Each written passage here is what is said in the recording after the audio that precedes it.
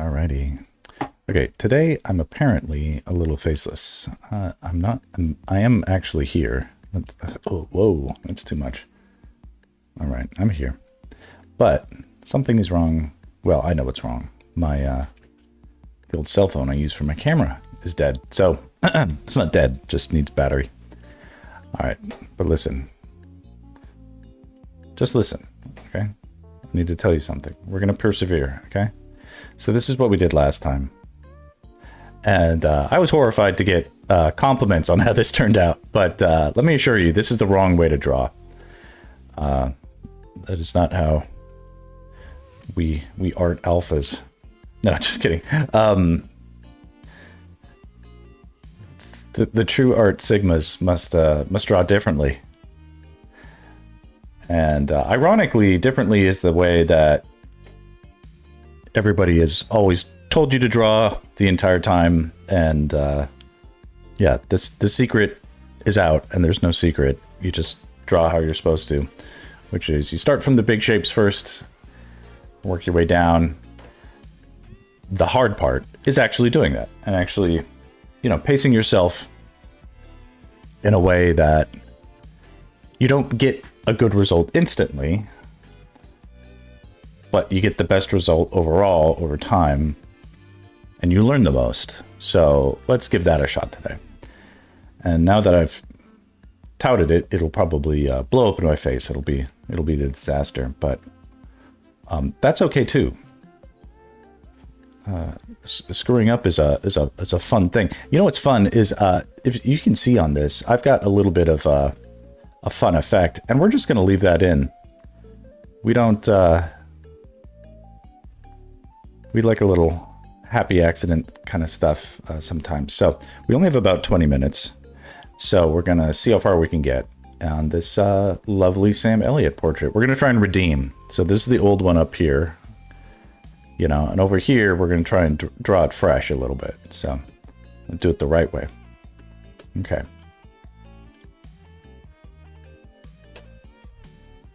Over here, get this started. Now, what am I talking about? Okay, first things we do is we establish sort of like what we're drawing in the composition, and primarily what we're drawing is a ball. The head is like a ball. It's like a squished egg shape. Okay, something like that is more than sufficient. And we can sort of loosely indicate also that we've got that head in proximity to some shoulders. He's clearly leaning on something. Sort of indicate those angles coming in from the sides. You don't have to be specific about it at all. We do not over tighten. Yes? This is my famous analogy. We do not over tighten our furniture, and we do not over tighten our drawings until everything is in its right place. As I'm putting down these very loose sort of guidelines almost, I'm paying very close attention to the angles.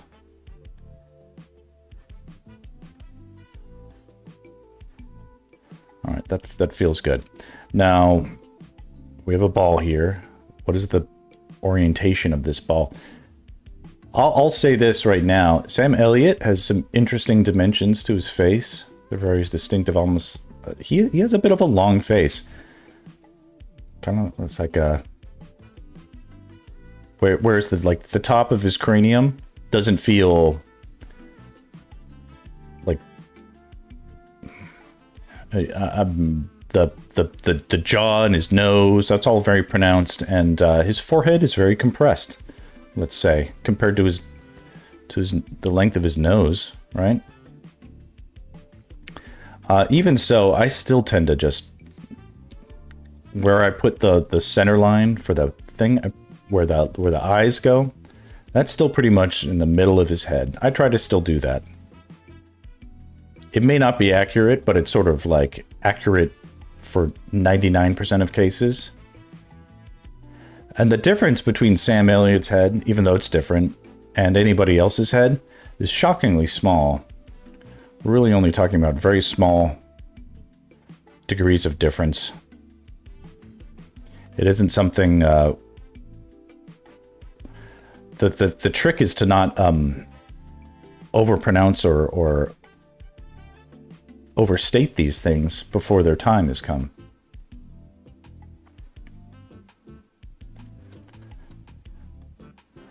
When I think I'm ready to draw the eyes, I like to make it like a wedge shape or like a little pit. Feels like you took a spoon and just scooped out a piece of section of the from the skull.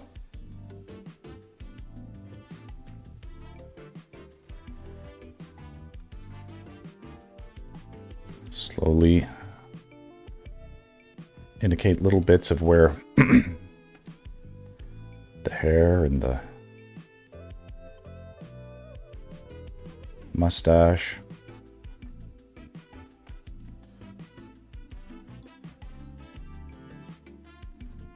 Might go. And we're sort of trying to pay attention to a few different types of things. Where is the orientation of the head? It's sort of up and to the left, but the eyes are up and to the right, right? That makes it interesting. If his eyes were going the other way, I don't think it would be that interesting. Look at this fabulous hair. He may be in the running for second place for best hair ever. That is some good hair. And that is that's coming from the all-time #1 hair-having person, moi.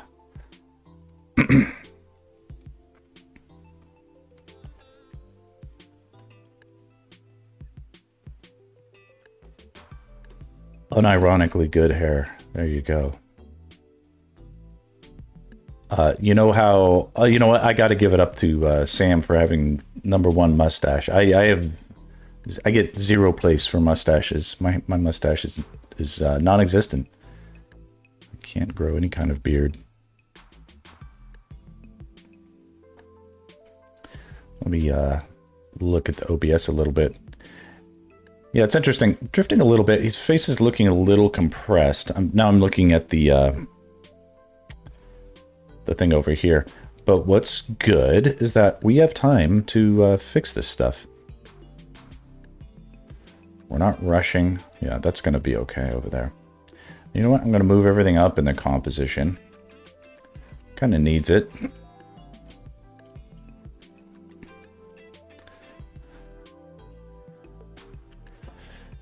We're drawing everything as a whole. Not just analyzing, oh, well, this is where this part goes, and this is where this part goes, or whatever. Everything has to relate. Properly relating everything is the key to really getting something that is just awesome. And we're taking our time with it. You know, and if I have to continue this for a few things. Yeah, round 2. Doing it different.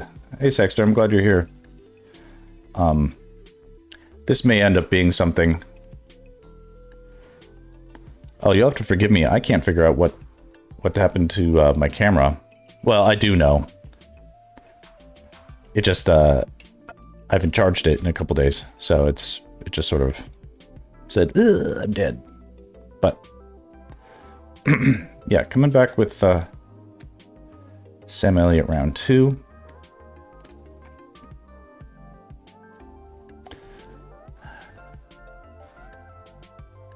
You know what I look like.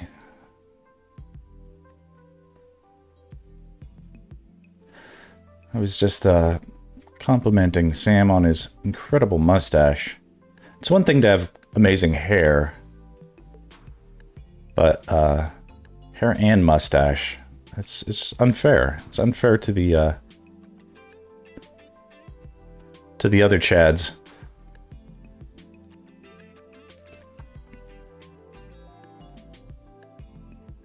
He had it all. He really did.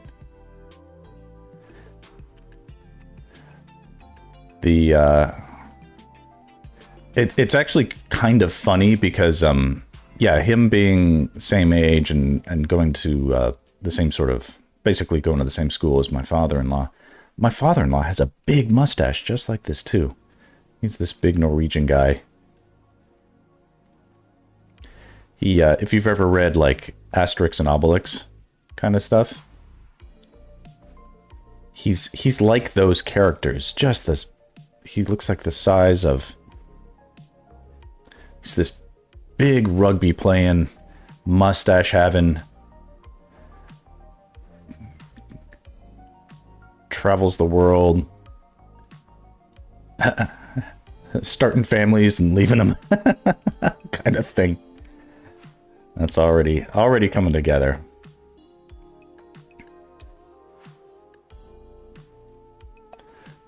It's like a real Viking kind of guy. Anyway, very admirable mustache.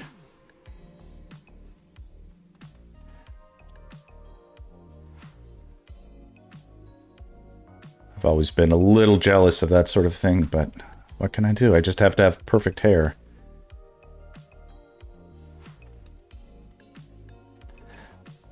Trying to concentrate on feeling the effect of these forms, right?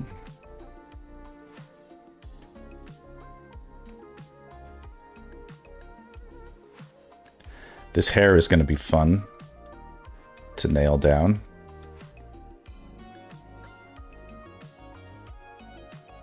If we look at the neck, necks are always tricky. So let's just treat it like a cylinder. And just see what we can do to feel the effect of light wrapping around. We know it's cropped here, so we emphasize that overlap.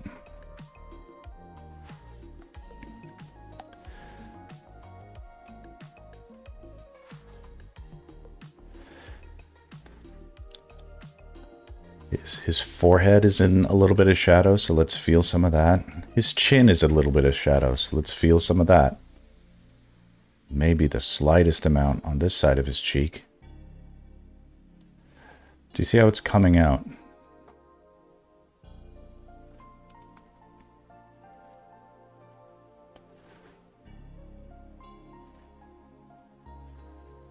This is a fun wave of hair. Right over here. When I drew the other drawing, the one up in the right-hand corner, it's funny how that stuck with me. The entire day, I was just unable to, I was just sort of like, just forget it, move on. You can do a bad drawing. And then I was like, it's like I forgot about it, moved on to other things. And then I got a nice compliment.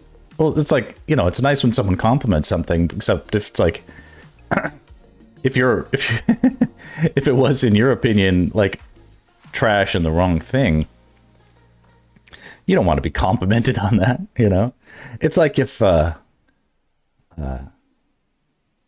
maybe this isn't a super common analogy, but if your hair looks bad on a certain day and someone says, "Oh, I like your haircut today," you'd be like, "No, this is wrong. Don't look at it now."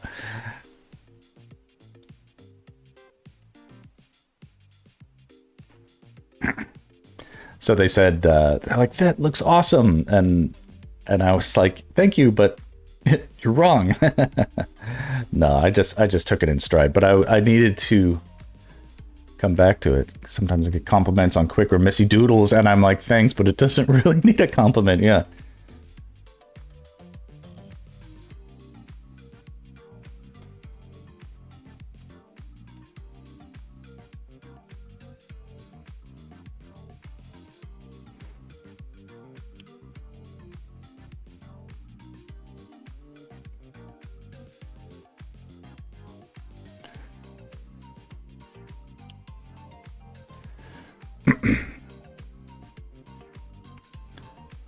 Let me see if I can, not that the camera's had a second to charge, let me see if I turn it on.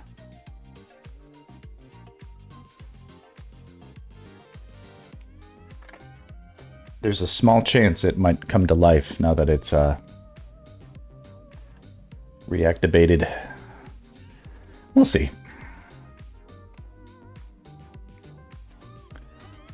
Look at all this manly hair.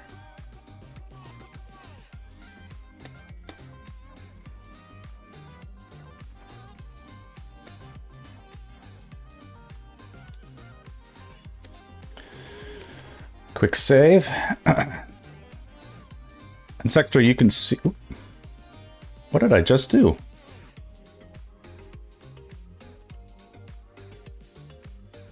Holy moly, what was that?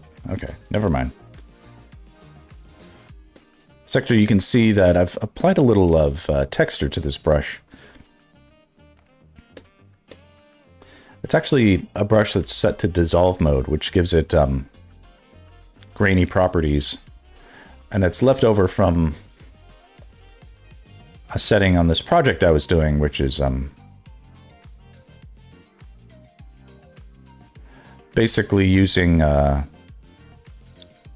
it's meant to emulate a sort of holographic sort of effect. If I use this brush as a set to white on a black background, it sort of looks like fuzzy information on a screen, which is what it's meant to do. But here it can kind of read as like a brush texture.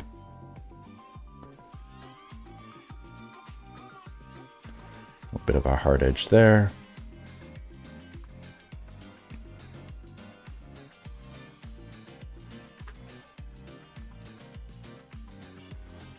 I don't want to get too obvious with some of this stuff, but his features are hidden behind his giant mustache and his nose. So we kind of do have to get into some of that. Let's really feel the overlap of his eyebrow over his eyeball here. It just sort of all becomes one. This wonderful skeptical squint.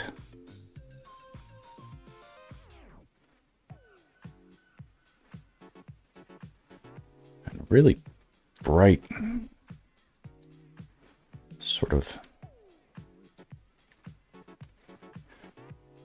He just reads as like just the character himself. Who knows what this is from? It could just be a headshot. But just like a man of few words. This is like... You're auditioning as a man of few words. You go in, you say nothing. You just give them the eyebrow. They're like, you're hired.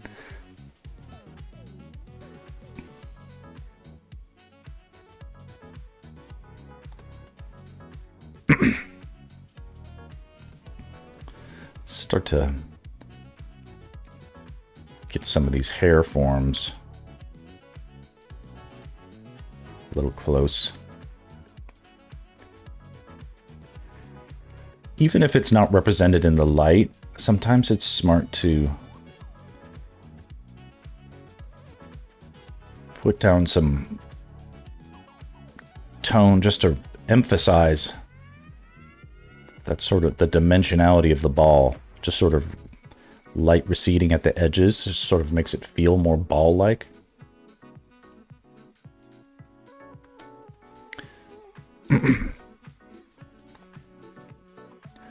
You must not neglect the balls. Oop.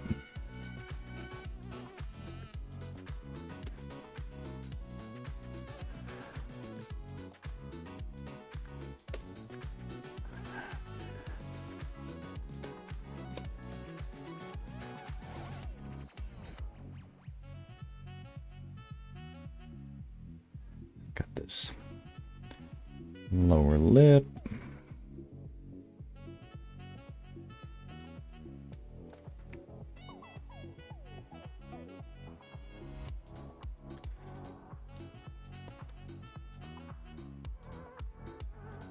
It's looks like it's sort of like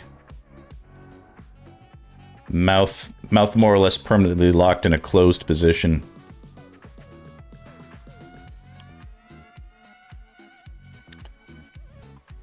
Some of that there.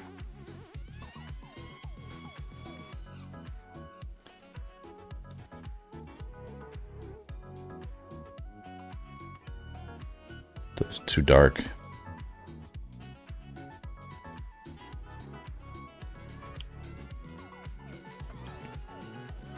A couple minutes, we'll have to quit.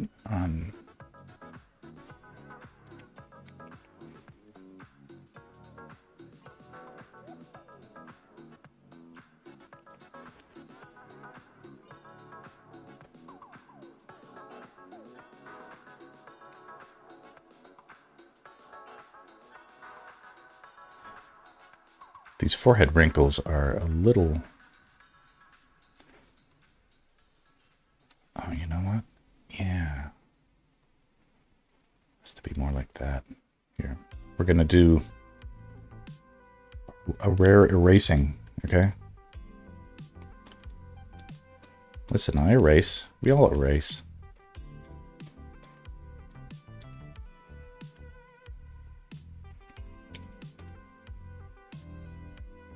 Need that overlap.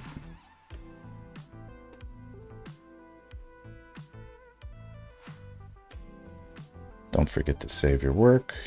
Get back here.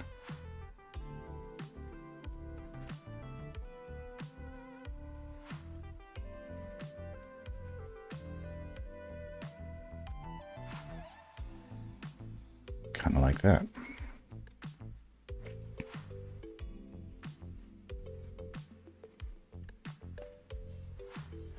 Just finding and expressing these transitions, these gradients.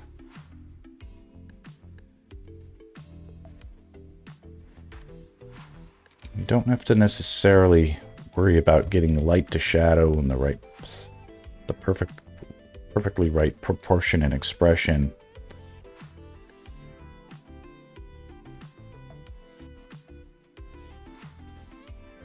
Because that can change. Like, you might be like, well, the light and shadow is doing this in the reference, but I've decided I want to change that because it'll look better if I do. But seeing something there to represent the form moving from here to there.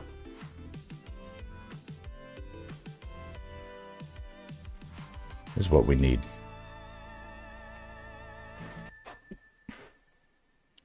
All right, I think my wife is home. Let's finish it up. All right, let's just do a quick save. This is a great start.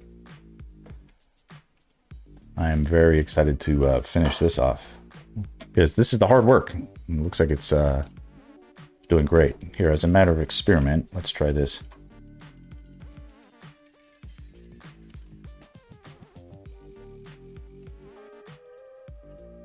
Look, it looks practically done already. All right.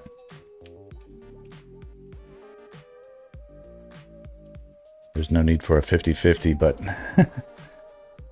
let's try it anyway. All right, there you go. All right, that'll be it. I'll catch you next time. Adios.